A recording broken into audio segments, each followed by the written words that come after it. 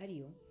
लाओत्सेचा ताओबोध योगदास श्री जयगणेश जोशी यांचे प्रवचन. पृथ्वीवरील सर्व मानव. लाओत्से म्हणतो की ज्यावेळी पृथ्वीवरील सर्व मानवांना सौंदर्य किंवा चांगले काय हे माहीत झाले, तेव्हा त्याचवेळी कुरूपता आणि वाईट म्हणजे काय याचा उदय झाला. लाओत्सेला सांगायचे आहे की हा सापेक्षतेचा नियम पृथ्वीवरील सर्व मानवजातीला लागू आहे. हा जागतिक नियम आहे, हा वैश्विक नियम आहे, सार्वत्रिक नियम आहे. एका ठिकाणी याचे पालन झाल्यावर त्याची लागण सबंध पृथ्वीवर मानवजातीला झाली आहे. याला पृथ्वीवरील एखादा प्रदेश किंवा एखादा विशिष्ट मानवी जथाही अपवाद नाही. मानवी आचरण अनाकलनीय आहे. मानवी स्वभाव स्वतंत्र आहे, विशिष्ट नाही.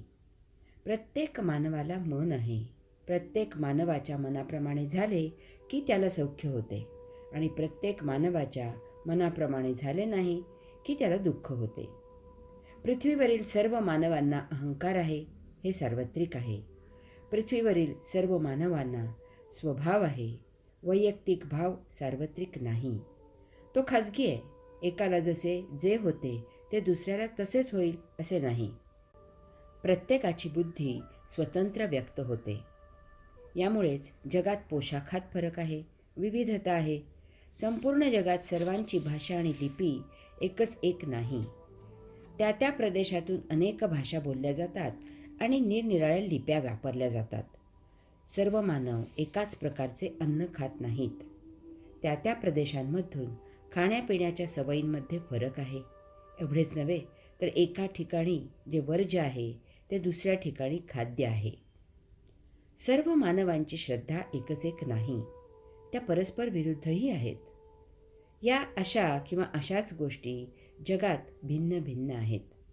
चालीरीती भिन्न आहेत. वास्तवात पृथ्वीवर सजीवांच्या देहयष्टीचा विचार करता सर्व मानव एकाच प्रकारच्या देहाचा आहे. त्याच्या चालीरीती एकच एक असायला पाहिजे होत्या, परंतु वस्तुस्थिती तशी नाही. परंतु मानवेतर प्राणीसृष्टीचा विचार करता तेथे परिस्थिती मानव प्राण्यापेक्षा निराळीच आहे, विलक्षण आहे.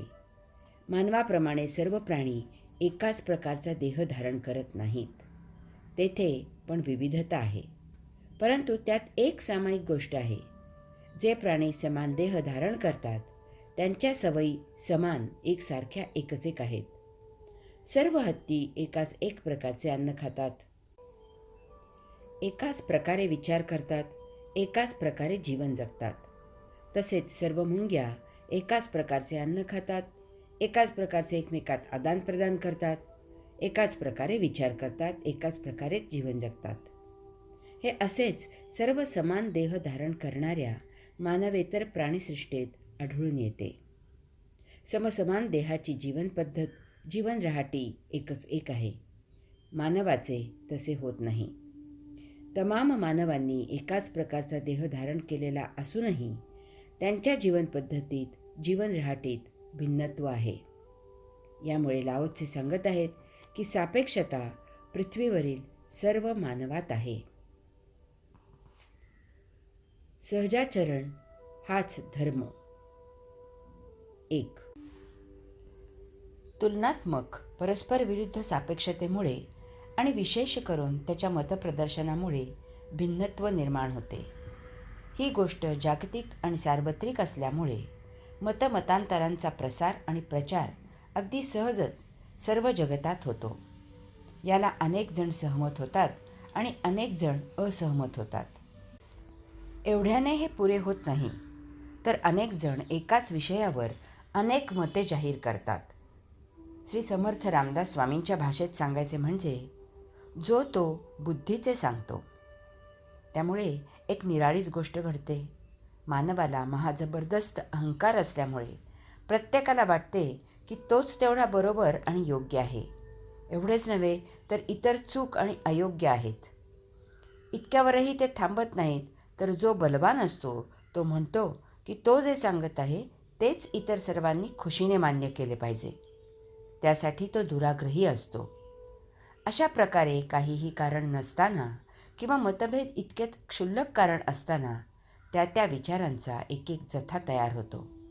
हा जथा आपल्या विचारांचा प्रचार आणि प्रसार करू लागतो. इतरांना त्याचे म्हणणे व्यवस्थित समजावे, ते त्यांच्या गळी चांगले उतरवावे, ते त्यांच्या अंगी भिनावे आणि मुरावे म्हणून त्या त्या विचार प्रणालींचे नियम कायदे केले जातात आणि त्यांचे नित्य आचरण एकेका धर्माला जन्म देते.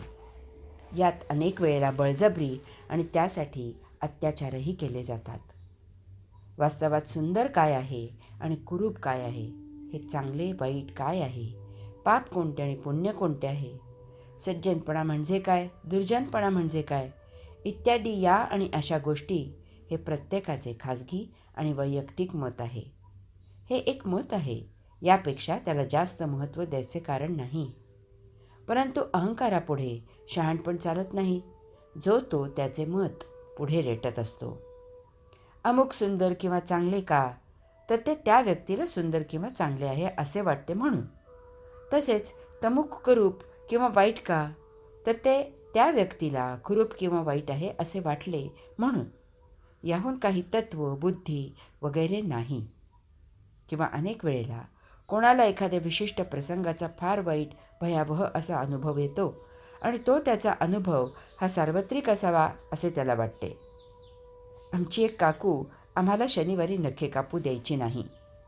दुसरी काकू शुक्रवारी प्रवास करायला विरोध करायची, कारण कोणाला तरी त्याचा वाईट परिणाम भोगावा लागला होता असे त्यांनी ऐकले होते. झाले, लगेच त्याचा नियम तयार झाला. वास्तवात धर्म तोच आहे जो सहजतेत आहे, सहजाचरणात आहे. अमुक घडले ते अनुभवले, त्यामुळे जी अनुभूती मिळाली ती मिळाली, विषय समाप्त झाला. कोणी विचारले तर त्यावर मतप्रदर्शन नाही.